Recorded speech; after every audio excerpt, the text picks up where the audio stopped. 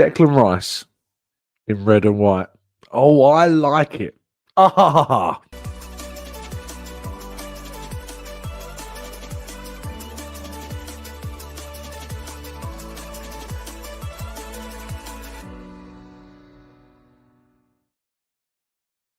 It was more like white and burgundy, if I'm being a little overcritical. That's all I'm going to say. But anyway, good morning to you all. Thank you so much for joining me. Really appreciate your time. This is indeed the Gooner Talk, joining you every single morning at 8 a.m. at, of course, the time which is always where we drop our live show. So thank you for joining us. And this is, of course, the Raw Reaction Show, the show in which we discuss the most recent fixture the morning after the night before.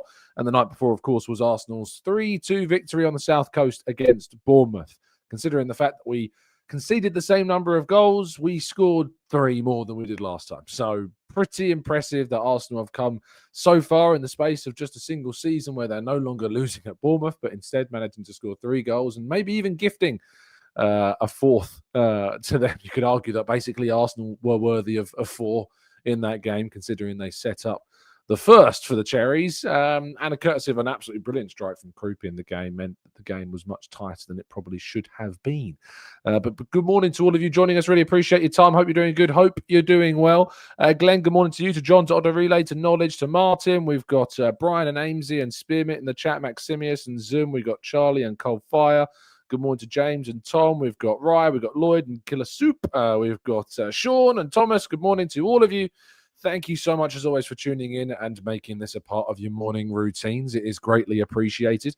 And I hope you had an enjoyable Saturday and that your Sunday might get even better if results go Arsenal's way.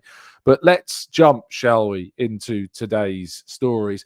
Please do drop a like on the video, subscribe to the channel if you're new around here with those notifications turned on so you never miss a show. We've got plenty of shows coming for you throughout the week. We've got some special guests coming up on the show as well. So do not make what? Where am I going with that sentence?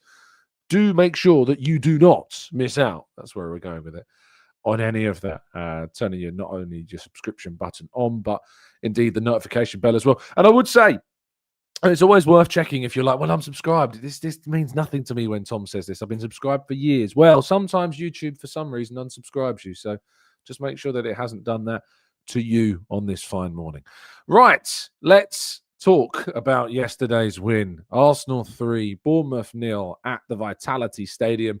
A big 3 points. I think a 3 points where actually we can come to take advantage, if you like, of our misfortunes of previous seasons, because we can be a little bit ungrateful. We can be forgetful. We can remember that this time last season, the last 5 games Arsenal have played and won, they have found themselves having not won those same fixtures last time around.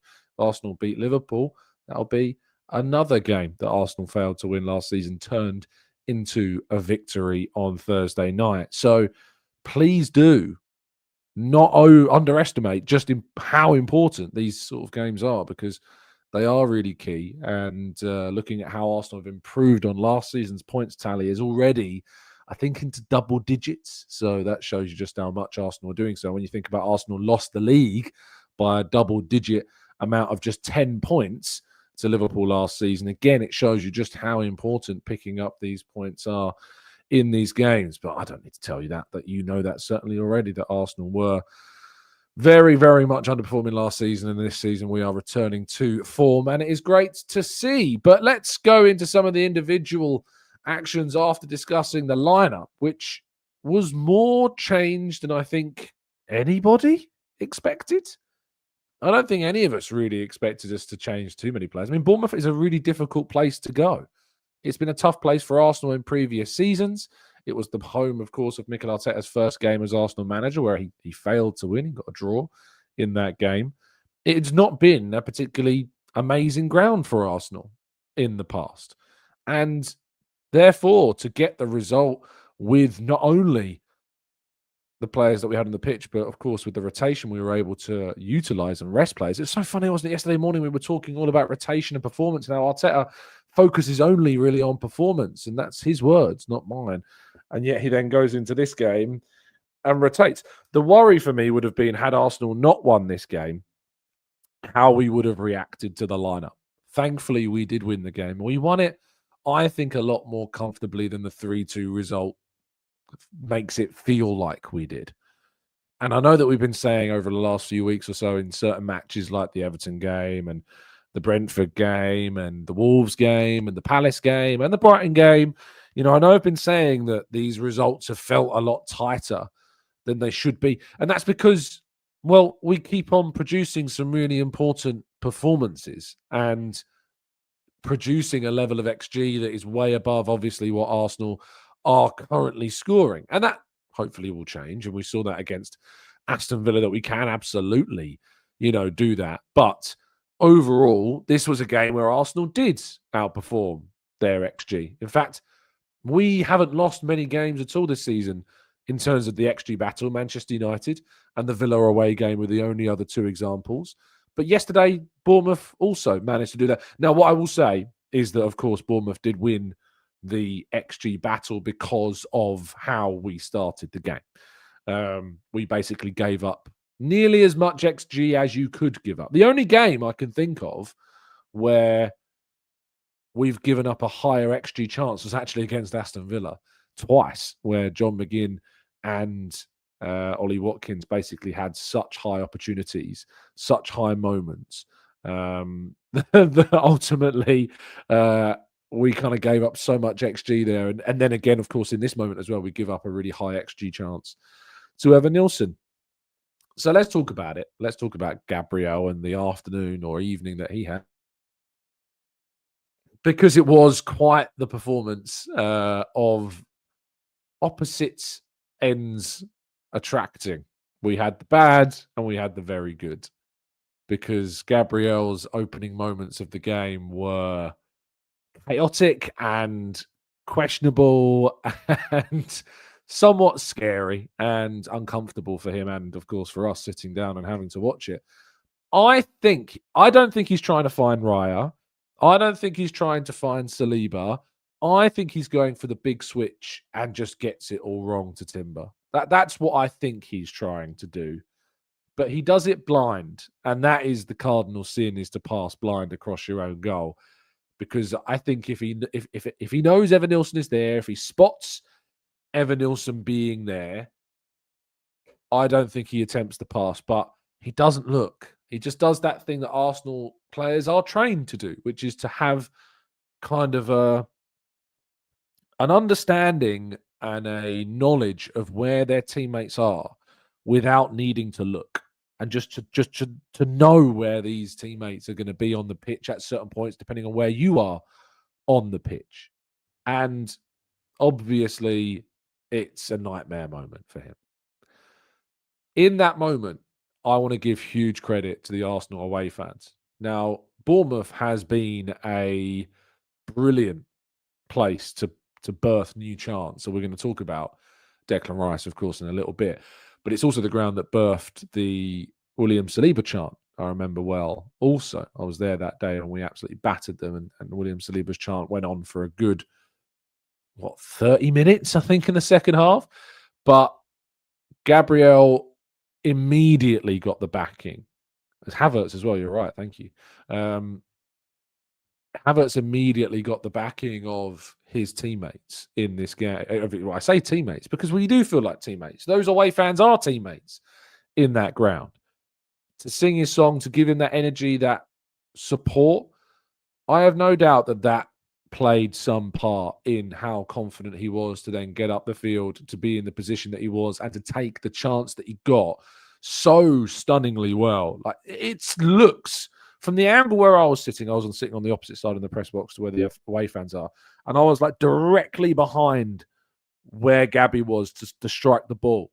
So I see the shot, I see the gap in between the keeper and the post, and he just pinpoints, smashes this in.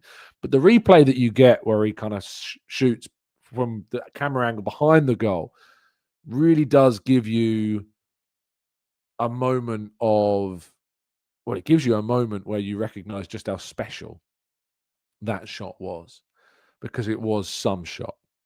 It was a brilliant strike. on the volley, first time. I say on the volley, it's kind of like half volley, you know what I mean? It's like his first time, bang, it's kind of bouncing and he just strikes it so well. What a brilliant goal. What a wonderful moment. And it really did solidify things and it really did kind of help calm things down for Arsenal at that point. Of course, they would go on to win the game and they wouldn't fall behind or concede unless they had enough of a comfortable buffer to concede as well. So, yeah, look, brilliant stuff from Gabriel. Great response from the fans as well, and rewarded for their support indeed. But this game is all about Declan Rice. This game is all about Declan Rice because to see him not only start this game after he was unable to play anything at all against Villa. I don't know about you, but I spent like 10 minutes looking at Declan Rice's knees almost. It felt like I feel like I was looking, my glasses on, which I need at games these days. I was just watching Declan because it's when you sit in at Bournemouth, you're so close to the pitch. You're the closest I think you can ever be, other than maybe Newcastle, to the players. You're so close to the players when you're in the press box. Same at Chelsea, to be fair, as well. And I was like staring at his knees whenever he would come over to the Arsenal side of things to try and see if I could see any significant swelling, and I couldn't. He scores. He does a knee slide. Like, what is he thinking? Like, why on earth? And I thought we had that rule, didn't we? That like knee sliding will be punished this year, and there'll be yellow card potential punishments for knee sliding. I don't know if that rule has come into effect or not. I don't know if that was even kind of a bit of a joke that was going out. But there were some rumours that the Premier League had banned knee slide celebrations and that it would be a yellow card offence. I don't know if Declan Rice was booked for his knee slide, but that is genuinely a rule that was being talked about coming into effect in 2026. Should I say the same for me, Tom? I was looking at Declan Rice's knees the whole game. I couldn't spot this swelling, and clearly it's gone down, and what a recovery. And the fact that he has played the full game as well. We'll come on to my thoughts around him playing the full game in a little bit. But let's just talk about the performance from Declan Rice. Ran everywhere, engine for days, and two very good finishes. The first one is one of those beautiful, like anytime a player kind of receives the ball and then reverses their shot kind of the direction that it came from, it just makes me think of Arshavin against Barcelona. That's all I can think of whenever I see a finish where the ball comes from across you and then you kind of strike it back and finesse it the way it came and then into the corner. I can't help but think about Arshavin against Barcelona when those strikes happen, because it's just that one touch, first time ping, curling finesse shot into the corner. And yeah, what a brilliant moment. And of course, his second goal as well, because Saka's come off the bench. Ødegaard again involved. We'll talk about him in a second because he deserves a lot of praise, and for some reason people don't want to give him it, but we'll talk about him shortly. Because Saka with the cutback, and again, Declan Rice in the right place at the right time. Box crashing, Declan Rice. He needs to score more goals. He admits that. He knows that. It's part of his game that he wants to be adding to. And if this is what we have to go off, then good things are indeed to come. You know, this is his first ever league brace. It's the first brace he has scored in all comps since that double against Real Madrid, where he scored both free kicks.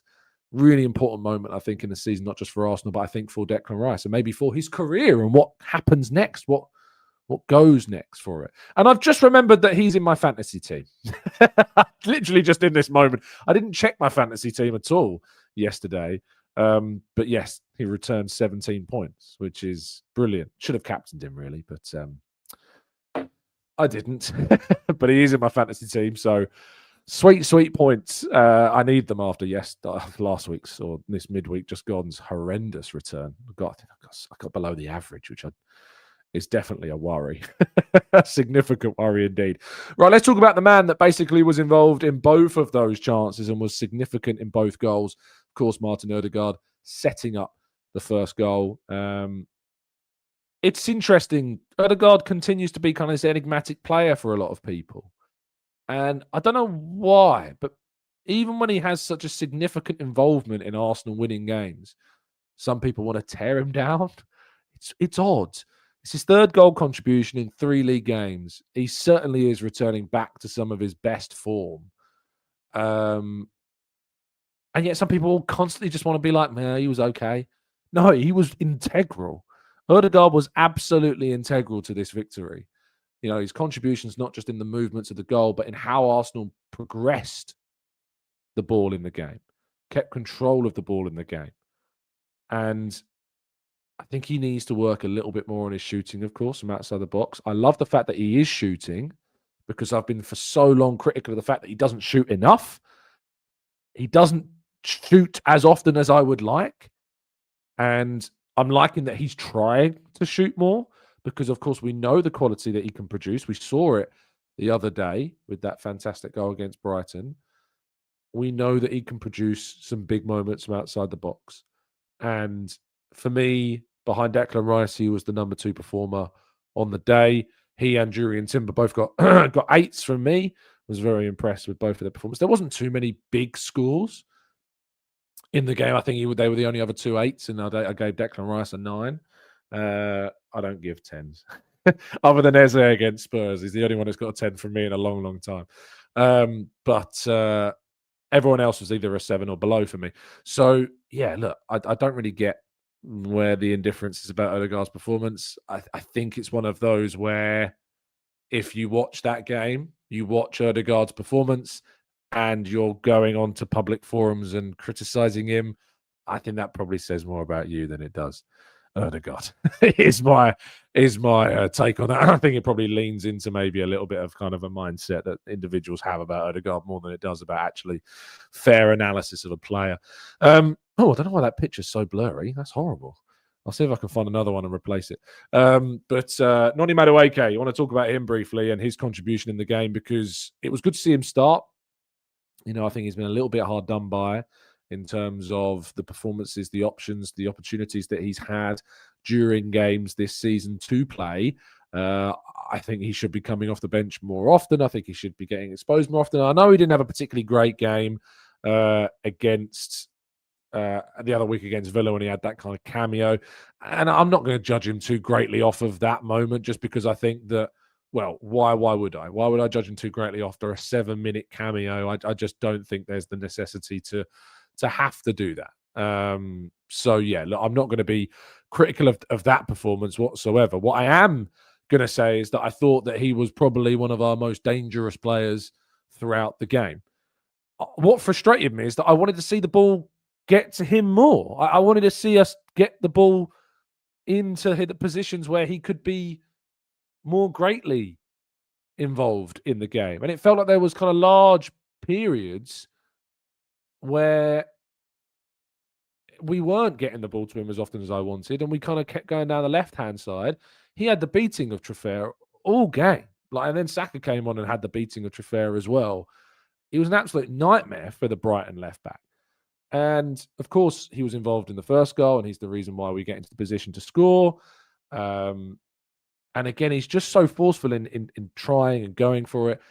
There's a chance he has where he has to do better with his finishing. There's no doubt about that. Like the chance he gets where he blazes the ball over the bar, that should be testing the keeper. That should be testing the keeper. And it's something about him and Saka this season where I feel like they get into these positions to shoot after cutting inside and they're not hitting the target. And so our right-hand side needs to be more threatening, more clinical, more dangerous. He's quicker than Saka. He's less efficient than Saka, but he's kind of a nice offset to Saka in some ways. I think he causes a few more issues for the defenders in terms of taking them on, but it's that end product. We just need to find that. And we knew that when we signed him. I remember the numbers for Saka and Eze and Mads were that they had the number of box entries was so high. We now have 3 of the top 5 last season's box entrance players, and that shows you how incisive and penetrative this team can be with these options that we've got. But again, the reaction that following his signing was disgusting, and any fans that are creating petitions or signing petitions or graffitiing Hornsey Road are shameful and should frankly hand in their Arsenal shirt and never come back. But I think when it comes to looking at a player respond to what awfulness happened in the summer, he's done exceptionally well. And I think he's in a much better environment at Arsenal than he was at Chelsea too, which is also of a big benefit to him. And it was just good to see him start and for us to rest Saka. And we've made some changes before we faced Liverpool on Thursday. So we were able to kind of give some players some moments. I've titled this slide "Stock What Elliot" because as I was driving home, and I rarely drive to games these days, but if a game is on the south coast, I do tend to drive because it's easier for me living in South London direction, so I don't have to go at the train up to London and then back down. So it's just easier for me to drive to these games. It takes about 2 hours or so to drive, and I was listening to the Arsenal Vision reaction show, the instant reaction, and Elliot and Tim and Paul did a fantastic job. Brilliant show. If you're not a subscriber, please make sure you go and subscribe. I was a little surprised to see Gyokeres given a stock rising. I'll be very honest. Did he have a bad game? I think it'd be unfair to say he had a bad game. I don't think he had a good game. I find it very difficult to talk about Gyokeres because I'm very conscious always of kind of the view, the discussion, the debate around Viktor Gyokeres right now. He was energetic. He worked hard. His involvement in the second Arsenal goal, Rice's first goal, was important. The pressure he provided. He distracts defenders. He pulls them out of the positions that he's in. I think that, look, I think that we just have to reevaluate Gyokeres. I think we have to reevaluate what we are going to expect from him. I think that's the only way in which I'm going to get into a headspace where I can talk about him more objectively. And I have to be very honest with you. I think it's just because I'm so disappointed. Like I can't help being as disappointed as I am. I am disappointed. Maybe that's a me problem, that I completely misanalyzed the signing. And maybe it's a me problem that I completely incorrectly just misjudged what I thought was going to happen when he signed. But I think now we just need to reevaluate how we discuss Gyokeres and how we discuss his contributions to games. Yeah, I'm not mad. I'm just disappointed. I'm disappointed because I thought Arsenal were going to be signing the number 9 that would be... Matthew says, you're expecting 20 goals from him. I love the autocorrect there. But he's not going to score 20 goals for Arsenal. Man, he's a busy man. But 20 goals. Yeah, I think that's what it was. I think we were expecting goals. I think we were expecting 20 plus Premier League goals. I don't think that was wrong to expect like 20 plus goals from Viktor Gyokeres. You look at his goal record, you look at his style, you look at how he plays. In his last 2 seasons, he's all about goals. He's got assists as well, but they've not come about as a result of kind of him being a brilliant creative number 9. He's not that. He contributes, and kind of like those goals come off the back of results of just doing what he does. He's a bit of a flat track bully. He's a bit of a bull in a china shop. He runs for days. He works extremely hard. I can never begrudge him of not working hard. I just think I need to reevaluate how I'm judging Viktor Gyokeres. I wouldn't have given him a stock rising personally, but I think that's because I'm still in that headspace of what I expect from Arsenal's number 9. I can't help, and this is going to sound really harsh, right? But I cannot help but think that we are doing what we're doing in spite of his contributions in a way. And that sounds horrible. But the reason I say that is just because I think that for what this team is capable of, I think that the number 9 position is so important. And I do think that his presence and what he's contributing is allowing other players more space and time to do what they do. But I mean, you look at the numbers of what the other players around him are doing, they're not significantly higher than they ever were before. They're not significantly better than they ever were before. So it's not like those players are improving as a result of what they're doing. They are able to do the things that they've done before and maybe have a bit more space and time to do what they did before. I just can't help but think that. I can't help but think that. I can't help but think that. He's definitely contributing. He's definitely offering stuff. He's definitely working hard. He's definitely having an influence on the players around him. But I just can't help think that we can be a lot better as a team with a different profile in that position. That said, we haven't had those different profiles because they've not been available. They've been injured, and we can lean on Gyokeres, despite the injury he suffered where he missed 2 league games, to be available for us. It's one of the things that people have kind of argued in response is, why have Arsenal conceded in late in games where Gyokeres then hasn't been on the field? That's more to do with the game state. Like, Bournemouth score a mad long-range goal to reduce the margin to 1 goal, and naturally at the end of the game, they then, start to be a little bit more imposing. And I think if the scoreline's 3-1 going late into the game, we probably see it out more comfortably. But it's more to do with the game state, to be honest. Gabriel Jesus came on. It's just the things that Gabriel Jesus does where I just, like, my brain just switches on more, I guess, watching that type of footballer as our number 9. I don't think Gyokeres had a shot in the game. He had that opportunity where he kind of had the shot blocked, but I don't know if they even go down as a shot on goal. Jesus obviously on the pitch very little amount of time, and he's already had a shot on target. There's a couple of nice little bits of interplay in the middle of the park that helped us to escape the press and kind of the pressure that Bournemouth were operating in towards the end of the game. So, yeah. And I'm looking forward to Havertz being back and seeing what I haven't really got that high expectation of Havertz because he's been out for so long. So I don't really know what to expect of Havertz at all, really, when he comes back. He needs a goal. Victor desperately, desperately needs a goal. And I desperately, desperately want him to get that goal. And I want him to start scoring, and I want him to start contributing some real tangible goal contributions, because that is the meat and gravy. You spent 63 million quid on a centre forward. It isn't enough to just be pulling defenders out of the way. And, there's not many teams that go on and win titles without their centre forward being a regular goal scorer. It very rarely happens. Roberto Firmino, who was a much better player, of course, than Gyokeres, but Roberto Firmino is probably the one example where you look at and say, well, Liverpool won the league with a centre forward who was kind of a false 9 and would operate more so as a creative force that could score goals as well. That's the last time that really a team did it. And Arsenal will be another one if they do it this season, if Gyokeres plays the majority of our games at centre forward. So, yeah, look, I desperately, desperately, desperately want him to start scoring goals and doing more, because I think if he does, it will have such a big benefit, not just to us, but also a detrimental impact on our rivals and our opponents, who have to then do more because of what he does.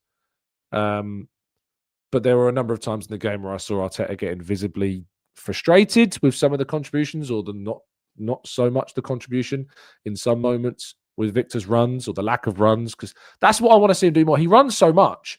I need to see more runs from him. I need to see more purposeful runs, smarter runs across the back 4. He sometimes occupies this central space between the 2 centre halves and needs to kind of more deviate from those positions. I just want to see more movement from him. I want to see more variation in how he's kind of moving about that front 3. So, yeah, that's kind of where I'm at. I don't think that was too scathing. I just think that's kind of where I'm at. And as I said before, I think we need to start just reevaluating how we talk about Victor. I think I need to lower my standards when it comes to talking about him, because my standards are like up here. Like, my standards are as high as they possibly could be. When Arsenal this summer signed the number 9, my expectation was 20 goal a season striker minimum. He scored 97 goals in 102 games. My expectations was up here. I think I need to bring my expectations down and go bottom up rather than top down on this. And I think I need to start looking at what he has done this season and not what he's done the last 2 seasons, and base my opinion in terms of his contributions on what he's doing currently and not what he's done before. That's what I need to do in how I watch Victor play. Because if I continue to watch him with this expectation of what I had when he signed, I'm going to continue to be disappointed.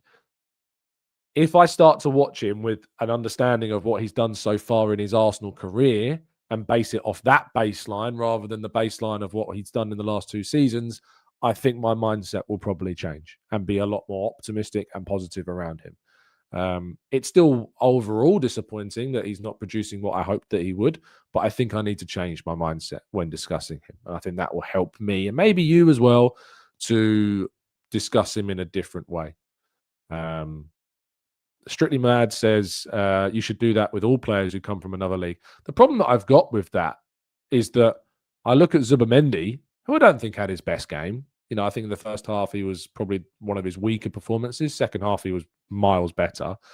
But I look at the season that Zubimendi has had, it has been stunningly good. Like, he's been in our top 5, maybe even top 3 players this season.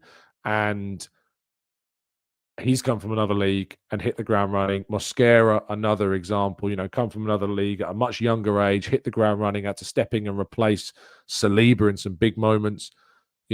So it can happen. You can sign these players. And then obviously you've got Eberechi Eze as well, of course, who's come from the Premier League and has had a difficult season so far. So I don't necessarily think that that's true. I think you definitely should be more patient with players that come from other leagues, definitely. But I also think the context of this particular season and the pressure and the expectation that's on this particular season and the signings that we've made do lean into different types of analysis than we have had on players in previous campaigns. I want to talk a little bit more about Rice, but not to do with the performance, but the fact that he stayed on for the whole game. You tell me. I'm really happy Arteta rotated. I'm really happy that we won and Arteta rotated. And I think that's massive props to him and props to the team that we did that. But we finished this game with Declan Rice on the field, with Liverpool on Thursday, with an unused substitute on the bench, with that being maybe Christian Ødegaard, who could have helped Arsenal, could have helped Arsenal win this game, see out the game. It just I can't help that it irks me. I can't help that it irks me when we finish games with substitutes left. I mean, if I just go back to the slide at the start of the show, White, Lewis Skelly, Ødegaard, Merino, Eze, Saka, Trossard, Jesus. Look at the strength of that bench. Look at the quality on that bench. The Premier League experience, the international experience on that bench. Like, in my opinion, we shouldn't be finishing games with unused substitutes. Do you know what I mean? I just feel as though we shouldn't be finishing games with unused substitutes. It doesn't necessarily mean you have to take Rice off. You could bring somebody else off and pad out the midfield a bit more with Ødegaard, say. I know we did that with Merino and Ødegaard coming off, but you could have, say, taken a different kind of option maybe. But it's hard. I guess it's hard. Zubi was on a yellow card as well. And I was a bit worried about Zubi being on that yellow card, especially considering we have Liverpool next. If he was to pick up like that 1-match suspension or a red card, that would have been awful. So, yeah, I just felt as though, again, it's one of those games I look at and go, could we have made a change? It seems that Arteta doesn't trust making a change when we are only a goal up. It doesn't seem to be he wants to make that change when we're only a goal up. And I guess that's something to ask about maybe in the future. But when you look at the depth, you look at the strength we've got, you look at the options we've got, you look at the Manchester City game. Was it the Forest game? If you have a look at Man City against Forest, right? Let me see if I can find that game when they won 2-1. City score late on. They score in the 83rd minute. And after that 83rd minute, when they score their goal, in the 89th minute, Nathan Ake comes on for Ryan Cherky. And I can't help but think that that's the type of sub I want to see happening more often. At Arsenal, when we have like a 1-goal lead, in the last few minutes, the last 5 to 10 minutes of games, I just want to see, even just to waste some time, making a bit of a change. So yeah. Oh, and by the way, Zubi's not suspended because we've gone past game week 19, so don't worry about him getting his 5th yellow card. So don't worry about that. But yeah, that's literally, it's a nitpick. It's a big nitpick. You know, it's not me being uber critical. It's just a little nitpick. I just want to see, even if it's like Zubi for Norgard, just to fresher legs, a clean slate in terms of having a card. You know, and I think Norgard's been really good recently when we've had him on the pitch. I've really appreciated what Norgard has done. I think he's defensively really quite astute in the games that he's played. I mean, he's played him at centre half against a very decent Club Bruges, who were, you know, testing us and threatening us in that game in Europe. And he stood firm. He did really, really well. So yeah, I don't really get it. The Eze thing is also a bit strange. So Eze's not played now in any of the last 4 Premier League games at all. His last performance was against Crystal Palace in the League Cup quarter-final. I imagine he'll probably start the game in the League Cup quarter-finals, in semi-finals coming up as well. I know that some people don't want to talk about the Eze thing. I know some people think it's just part and parcel of it. Arteta was asked about it before the game. And he just said he's played more games than he ever has done at this point. I don't know if that's true. I actually kind of want to check if that's true. Let me see. So far this season, Eze has played 1,588 minutes of football. He's played 15 Premier League games, 5 Champions League games, 3 League Cup games, and he played in the Community Shield, of course, for Crystal Palace. He started the season for Crystal Palace as well, playing Premier League games. Also played that Chelsea game before he then missed the game that followed because he was making his move to Arsenal. If we have a quick look at last season, I'm just kind of curious here. So last season for Palace, by game week 20, he started 1, 2, 3, 4, 5, 6, 7, 8, 9, 10, 11, 12, 13, 14, 15. He'd started 15 games. I wish I could do some quick maths and add all that up, but I can't. So he's played 15 Premier League games for Arsenal this season and for Palace, for both teams, but he has not started 15. So he has started 1, 2, 3, 4, 5, 6, 7, 8, 9, 10, 11, and then 1 for Palace, 12 Premier League games. So I don't know where Arteta's coming from in terms of minutes. Maybe it's because of the Champions League as well. He has started against Bayern Munich. He has started against Atletico Madrid. He did start against Athletic Club. So there's 3 more starts there. He's also started the 3 games in the League Cup as well. So there's more minutes there. And he played in the Community Shield. So I guess that's probably where Arteta's coming from when it comes to kind of the minutes that he's played so far up until this point this season. He did start the 2 games for Palace last season. In the 2nd and 3rd round. He came on in the 4th round, played in the quarterfinals as well against Arsenal. So that's 3 more starts there. But Palace were not in Europe. So I guess you could argue that it's quite close. I'm not concerned. I'm not worried. He'll play loads of games. I'm sure he will. £63 million signing. He's going to play loads of games. He's going to play against. He'll probably come off the bench against Liverpool. He'll probably play again. Definitely will start against Portsmouth. He definitely should be getting minutes in the league. He should start the semi-final, against Chelsea. He's having to adapt, I guess, to playing more often as well than he ever has before, like playing weekends and midweeks. So I don't think, Mr. Rand says, the Eze slander is scandalous. He is not lazy in midfield. We need his striking ability, possibly false 9. He's not lazy, but he isn't switched on always defensively. And that's why he was hooked at halftime against Villa. That's why he was hooked against Chelsea. Defensively, he is questionable at the moment. There's no debate about that. He definitely is and needs to step up defensively. And that's why I don't think he's coming on in games where we're just narrowly winning. When we're narrowly beating teams, he's not coming off the bench. So he probably should have come off the bench against Villa when we went 4-1 up. Almost certainly he probably should have come off the bench in that game. But he's going to play against Portsmouth. He's going to play against Chelsea. He's going to play against Kairat. He's going to play against the others. And you think about it, if we're not playing Eze, what chance has Ethan Nwaneri got? At the moment, we're talking about how many minutes is Ethan getting. Eze's not going to play. And I have to say that I do think that Eze's World Cup chances this season are going to be very limited. I would be surprised at this point, and that might change come the end of the season. But if I was saying right now, do I think Eze will get in the England squad for the World Cup? I don't think he will right now. I don't think he's playing enough games. But that might change come the end of the season. I hope it does. I'd love to see him in the England squad. If he doesn't, win-win. He plays for England or he gets a summer off and he gets a rest. We'll see what happens.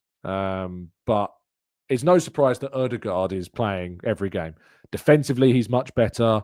Obviously, he fits the system as to what we're providing ultimately. His pressing that he provides. When I say defensively, what I mean is his pressing. His pressing and his tracking back are obviously a lot better than Eze. So that's the difference between the two. Eze doesn't do those two things. Ødegaard does. But it's obviously beyond that what he's contributing offensively. He's got a 3-goal contribution in his last 3 games. He has to start. There's no question that Ødegaard has to start every game at the moment. So, yeah. And I guess there's another question about how, Arteta was talking about performance over rotation ahead of the game. I think we've seen that as well. So let's have a quick look at the table just before we go to part 2 and your questions. It's nice, isn't it? It's pretty nice to look at the table right now and see where Arsenal are in the Premier League.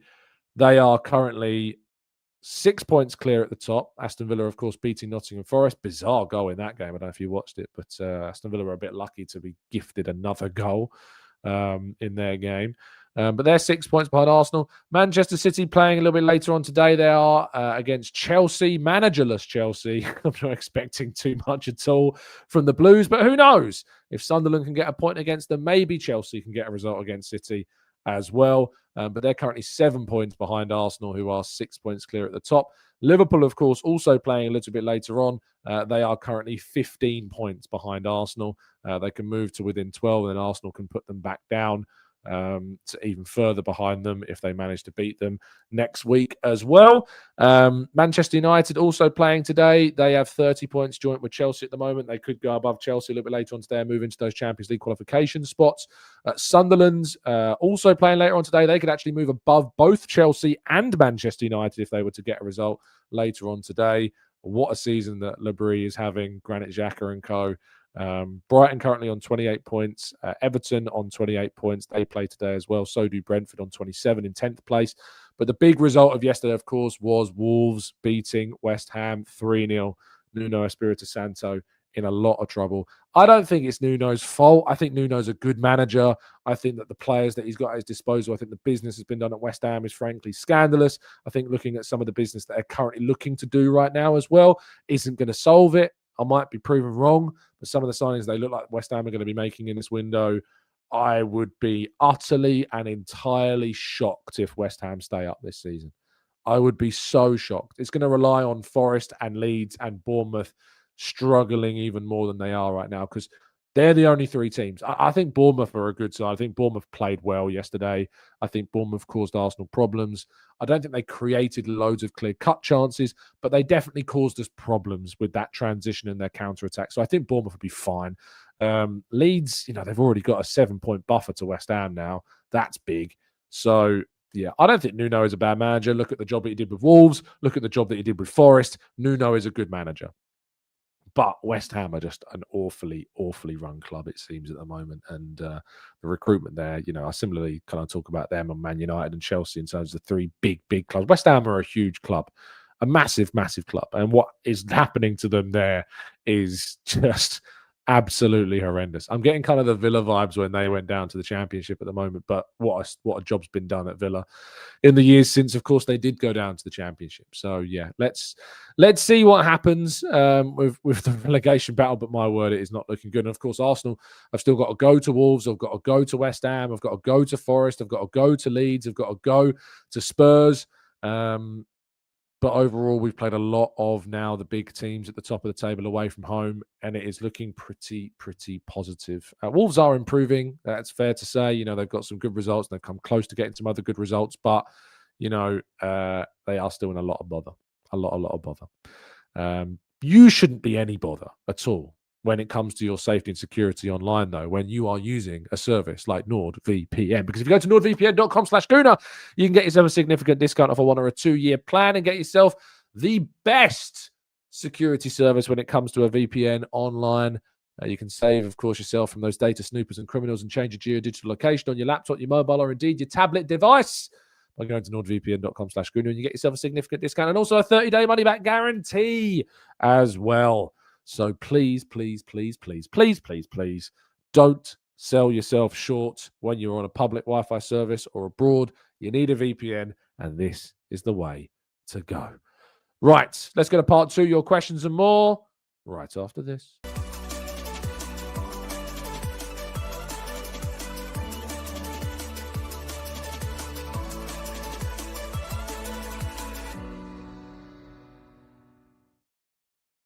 Right, this is part 3. What am I talking about? Part 2. I've been going for so long now on this show, I thought it must be part 3. That was a long part 1. I had a lot to say. But yeah, let's talk to you guys in the chat. Let's get some of your thoughts. If you haven't dropped a like, of course, please make sure you do. If you are watching on catch up, you can hype the video as well. Just make sure you swipe that comment section to the left, and you'll be able to see the hype button, which you can press as well. You can't do it during the live show, but you can do it when watching on catch up. And if you're listening on audio platforms, thank you to our audio listeners.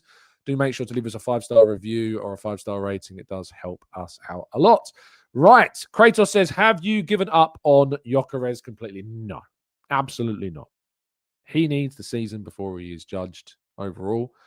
But the judgment, I think, is changing, as I discussed in the first part of the show. I think we need to discuss Gyokeres in a different way to what we have been talking about. I think, new year, new evaluation. What is he doing as opposed to what he has done for Arsenal so far? What is he bringing to the team? What is he bringing to the other players? How is he contributing? I think the way in which we talk about Viktor, we need to change. We need to discuss him differently because I don't think he's going to do what we thought he could do. I think that's evident. I think that's obvious. Not in this league, not for this team. It's just not going to happen, I don't think. I've not given up on him. I just think we need to change the way in which we discuss what he is contributing. And what he seems to be contributing is a lot of energy, is a lot of hard work, is a lot of tactical benefits in how he's stretching oppositions, in how he's pushing teams back, in how he's not allowing them to get out. I think he's doing a lot of that. He's also very mentally strong from the sounds of things. Like me having doubts about him is going to be water off a duck's back. You don't watch this. You don't need to worry about me and what I say and my criticism getting to him. He's a strong character. Spoken to him myself. I know that he is more than resilient enough to deal with the pressure and the scrutiny that he is under. He will be shutting that out and he will be cracking on. So, yeah, look, I'm not worried about that. But I think we do need to change how we analyze Gyokeres. The signature says, Tom, I really like your take on Gyokeres. Lowering expectations is so fair and balanced. I'm adopting this in my personal life too, in terms of what we can expect from others. I guess it does extend,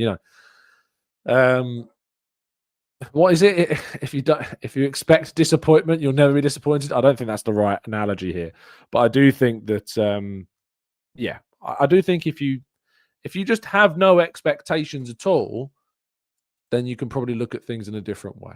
And I think I've learned not to expect such a massive return from him now, and I just need to kind of assess him in a different way. Is how I'm looking at it.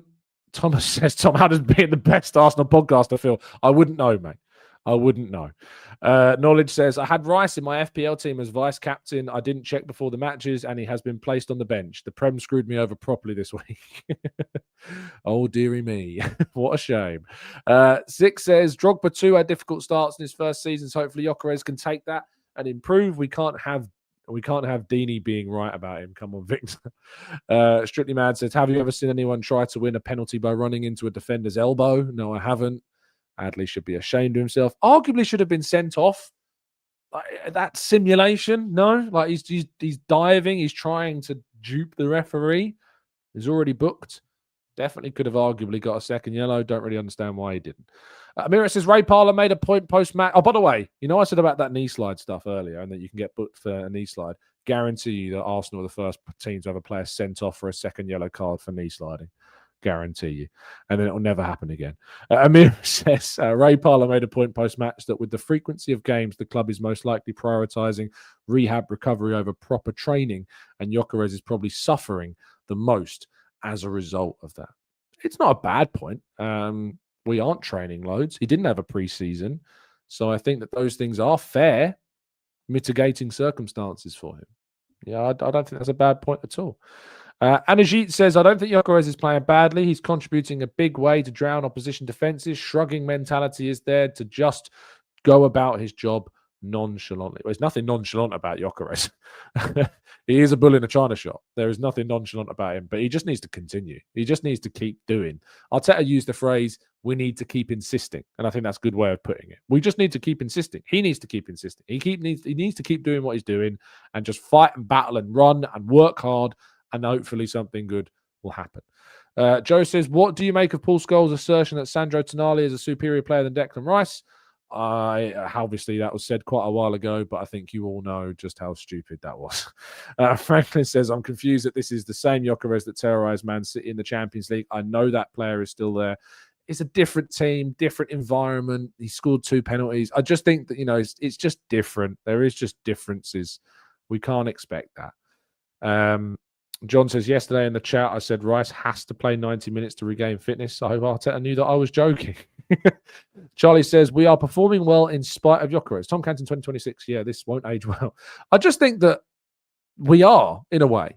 Like, we are performing well in spite of him not producing what we thought he would produce. That's probably the better way of putting it. I think we're doing really, really well in spite of the fact that he has not done what we thought he would do. We are playing well as a result of other elements of his game. As I said before, I think it was a harsh way of putting it. But I think if we talk about it more broadly, without a doubt, it is to do with the fact that it's in spite of the fact that he's not doing what we thought he would do. And we are playing well because of other elements. That's, for me, the kind of the nuance around it. So take it or leave it. That's kind of the perspective. Tipsy says it depends on the perspective. We need to be honest about what Gyokeres is and what he isn't, and that will inform the expectations of the player. And I think that it's very difficult to think of that when you've seen what he has been, 97 goals in 102 games. The perspective is that we honestly thought he was a prolific goal scorer, but it turns out he's probably not that for Arsenal in the Premier League, and he's probably something else. He is a reliable, available, working hard runner that can cause problems, but he's not Erling Haaland. He's not our Erling Haaland, and he probably won't be, but I hope he proves me wrong. Maximus says that foul on Gabby Jesus where his leg was pulled, Semenyo escaping a yellow card for a shirt tug on Rice. Ref has been so bad in the match. How is the PG most? Yeah, it was a terrible refereeing performance. I kind of just like to talk about how we win in spite of them. That's a better, more appropriate way of using the word in spite of. That's a more appropriate way of doing it. Kobe says statistically we win more games with him starting. With not, I mean, to be fair, has he not played the vast majority of our games? To be fair, and obviously it's not just about it. I think that stat gets used. Sorry, I'll rephrase that sentence. I think that stat gets misused. Is my honest thoughts. I think that that's more coincidental than causation. Correlation does not always mean causation. And I think that's one of those examples. In my mind, that's how I've assessed it, because we are better as a group anyway. We are defensively better this season than last season. We have more available players than last season, kind of. We have a better midfield than last season. Well, Declan Rice has reached a new level this season. I think we are better than we were last season. There's a number of players that are better. Our number 6 is better than we had the number 6 that we had last season. The left wing is better than it was last season. The defence is better than it was last season. Our left back's been better than it was last season with Calafiori. I think Timber's been better this season. I think we've had better depth when the likes of Saliba and Gabriel isn't there than there was last season. So I think it's more coincidental than causational, that one. Mark says, what do you think of Eza being benched for 4 games straight, not even 10 minutes at the end to keep match fitness? I hope nothing serious. I'll be concerned if it carries on, but I'm not concerned right now. It's just kind of there in my mind. So yeah, I'm not too concerned. Izzy says, Tom, the most important thing is how we respond to adversity, and this team is doing that on a regular basis. This is a good sign. Which game would you guess that we win the Premier League on? I don't know, mate, and I'm not going to guess that yet because there's a long way to go. Peter says, "Morning, Tom. Do you think players like Viktor are in behind strikers, and with most teams playing low blocks, do you think he and the team need to find a better way to feed him?" Yes, but it's not like he hasn't had service. Like, he has had service, and he has got to do better with some of the service that he gets. I did notice that I think physically he is improving. I think he's definitely being better holding up play or not being pushed over as much. I think he recognises now that he's just not going to get given the fouls that he was going to get given in Portugal as well. I think he's just not going to get them. So he's just adapting. You know, he's still adapting to things. From a personal point of view, I don't think we can afford that too greatly, but that is the reality, that he is still adapting. Tom says, "Morning, Tom. Do you feel like Madueke played well? I feel like he did well. Yeah, I think he had a good game. I think Madueke had a good game. I think he had an amazing game. I think he had a good game. I think I gave him a 7 on my player ratings." Signatures, did you see Rice's comments on recovery, how they maximise recovery? Can everyone now realise the science that goes into Arteta's decision-making? Yeah, look, people are never going to completely get on board with the idea or ever believe that there's not like a conspiracy theory or that there's issues behind the scenes. Unfortunately, people are just very untrusting, you know, and so that's the reality of that. But I think if you use your common sense, you know that what's going on behind the scenes is what the best it could possibly be. There are just some in-game things that I'd like to see slightly improved and bettered and be more conscious of. But again, that's a nitpick. And yeah, I mean, Arteta didn't lie when he said that, you know, injury lengths have improved for Arsenal over the last 3 seasons. They have, but the volume of individual injuries has gone up. Then says, "The pressure on Arteta to deliver must be unbearable. I see Jesus and Havertz will soon start, maybe over Gyokeres." It'll be interesting to see if indeed Gyokeres eventually gets dropped or not, especially when Havertz comes back, because Arteta loves Havertz.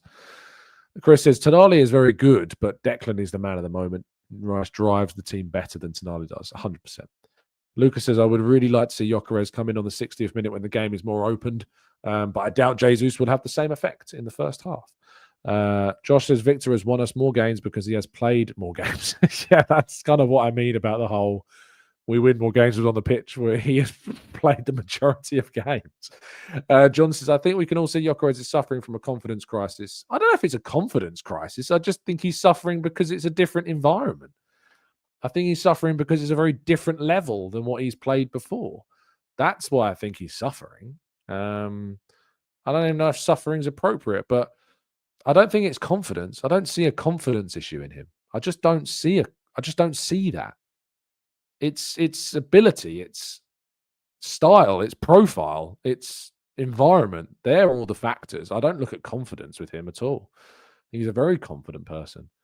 Knowledge says, "If Gyokeres scores 1 in the next 3 games, if we think we might we jumped the gun on judging him coming from Portugal to England with a very short preseason, it is maybe hurting him."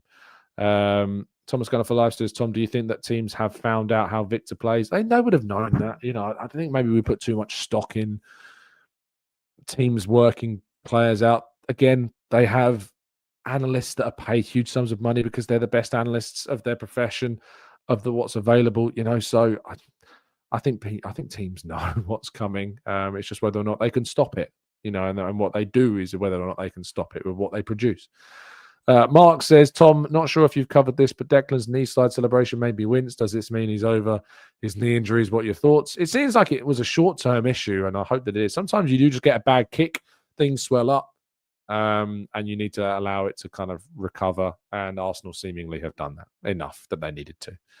Iron says, "Wow, people will be annoyed when Havertz comes back slow, and also the team do not trust Gyokeres to give him the ball in tight situations. Players do that if they think their teammate doesn't have security." Badsy says, "Viktor is an easy target. Martinelli's Prem performances are almost always ineffective." I mean, not this season. That's probably a bad example of being ineffective, because I think that Martinelli actually, on the whole, has had a good season. And I think he's been very effective in certain games. So I don't necessarily think that was the best example you could have used, Badsy. Let's go to Charlie says it's kind of concerning when a manager has favourites. It's extremely normal. Vacan says not saying it is a problem or anything else's or anyone else's fault, but Viktor is always pulling defenders from others. No one else is running into the box as much to pull those defenders away from him. Maximus says, Tom, what exactly happened with Kai? Not spotted in training, not included in the matchday squad. Low management reason doesn't quite cut it. Why? My question to you would be, why doesn't it cut it? I'm always baffled a little bit. I have people saying, do you trust, the information that is loads being monitored? Like, he's obviously returned to training. He's fought back extremely hard to get back into the squad, faster than they thought he would. He's got to a position where he's able to be on the bench against Villa. He didn't come on. People have to understand that matches are not the only time that players are playing. It's not the only time that they are pushing themselves. It's not the only time that they are doing work. So I'd ask you why it doesn't cut it, or why it doesn't cut it for other people. I really don't. It's really one of those where I'm like, that's the explanation. They know the information. They know the status of players. They've got the doctors. They've got the physios. They've got the sports scientists. Why doesn't it cut it? I'm sorry, but I just don't really get that. It's a bit strange, isn't it, to say the reason that's been given doesn't cut it. Well, why? What do you know that they don't? That's what I struggle with. Yaya says, let's stop worrying about some players' game time. Squad management is not about keeping everyone happy. Being elite means some will be left out. I don't care if we win the Premier League and lose Eza or Ethan. Yeah, look, no one player is ever bigger than the squad. No one player is ever bigger than the outcome of the team. No manager is bigger than the outcome of the team. Never. That goes without saying. As she says, what did you make of Nkapie's performance? Up and down this season. I think this was more of a down. It wasn't a great display from him. He had some good moments. There were some good interceptions and blocks. There were also some bad decisions. So, yeah, up and down for Nkapie. And this was more of a down than an up game for him. Eddie says, are you confident against Liverpool? I'm worried that we are conceding goals a lot more these days. I mean, well, look at the goals that we're conceding, right? So the goal that we conceded against Bournemouth is a goal that never, ever happens. Like, name the last time that particular way of conceding happened. It just doesn't, right? It just doesn't happen. And then they score a screamer from outside the box. I mean, the XG of that chance must have been tiny. So they're the two goals we conceded in this game. Against Villa, the goal we conceded in that game, we were already 4 goals up. We've made loads of changes and, the ball hits the post, it ricochets out and Lewis Skelly goes to sleep. A player who isn't starting at the moment for us is our third choice left back. Against Brighton, the chance again is a shot that kind of beats right, hits the post, deflects, and it's an open goal. I'm not too concerned about that because Brighton didn't create really anything else in that game. Bournemouth didn't really create anything else in this game. So I'm not really concerned about that. The goal that we conceded against Palace, the Guerhi goal in the League Cup, again, it's just one of those where it's kind of a bit fortunate. The ball kind of bounces across and just lands at the feet of Guerhi. You kind of taps it in. Palace didn't create anything in that game at all. So I'm not concerned about that. Everton were totally toothless. Wolves were nothing other than this weird chance they got at the end as well. Bruges, clean sheet. Villa, well, good team, Villa, but obviously they scored a winner in the last minute. The Matty Cash goal, again, it's Eza goes to sleep. He's not starting at the moment. He's not a typical left winger. So again, I'm not really concerned about that. Clean sheet against Brentford. Concede from a set piece against Chelsea. Good goal scored by Bayern. Weird goal scored by Richarlison from the halfway line. Sunderland game is probably the first game I look at and go, yeah, first half defensively were a bit poor in that game and they rightly scored through Ballard and then Broby scores a goal late on again when we're not defending particularly well. But I just think it's one of these kind of like microcosms that gets kind of blown up far bigger than it actually is. I don't think I'm too concerned about us defensively. We just had Gabriel come back to full fitness. We haven't had our starting left back for a little while now. I'm not concerned really at all. Last couple before we wrap up, because I've just seen the time, we're over an hour. Maximus says, does that mean he practiced extra compared to others, considering we are in the middle of a period where we train every 3 days? Arteta said we go to train properly once in a long time. Yeah, but right, think about it. Every player that's having a recovery day after they've played, do you think that all of the players are having a recovery day? No. If they didn't play, they're coming in to train. You know, players that played 90 minutes or came on for a significant part of the game, they get recovery. The players that have not played, they're training. Those players are training. They're not having a recovery day. They didn't play. They didn't have a training session because there was a game on. So, yeah, they are practicing extra.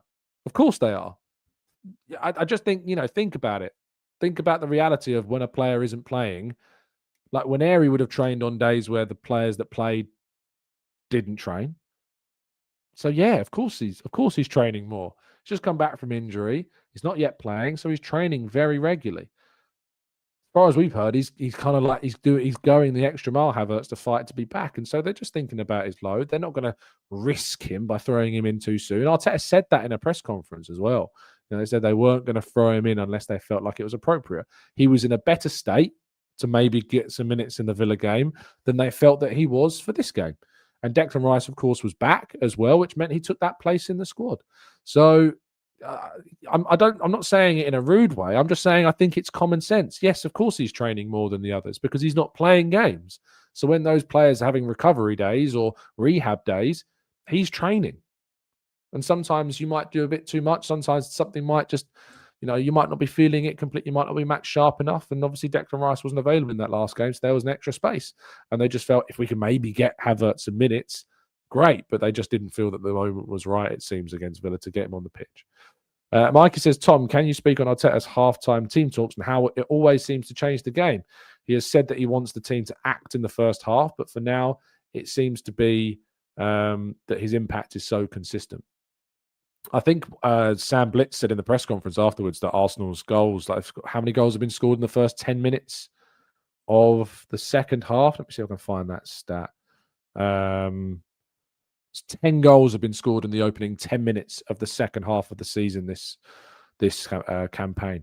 It's big, that. It's huge. So, yeah, it seems that we are responding very well straight after halftime. We're a very dangerous team immediately after the break, which is a good point. And good, Maxim, it's got your point. I'm glad that you took it well because I didn't mean it in a rude way. I was just kind of like, in my mind, it's just like it's common sense. Like if they're not playing, they're training, whereas other players will be doing rehab, not the training session. Right, that rounds up today's show. Thank you so much as always for tuning in. Really appreciate your time. I hope you have an absolutely fantastic Sunday. Enjoy yourself. Stay safe, stay well, stay happy and respectful. Massive win. Of course, there are more Premier League games on today, and hopefully Chelsea can do Arsenal a result. I did see a fantastic tweet that was like, me on Saturday and me on Sunday, and it was like Havertz playing for Arsenal and then Havertz playing for Chelsea. I wouldn't say I'm pulling on a blue shirt today, but I'll be certainly hoping that Chelsea can get a result against City. That is for sure. Stay safe, stay well, stay happy, respectful as always. Have a fantastic Sunday. Enjoy yourselves, and I'll see you tomorrow morning for another episode breaking down all of the weekend's action and getting more of your thoughts on what's gone down. And as always, up the Arsenal.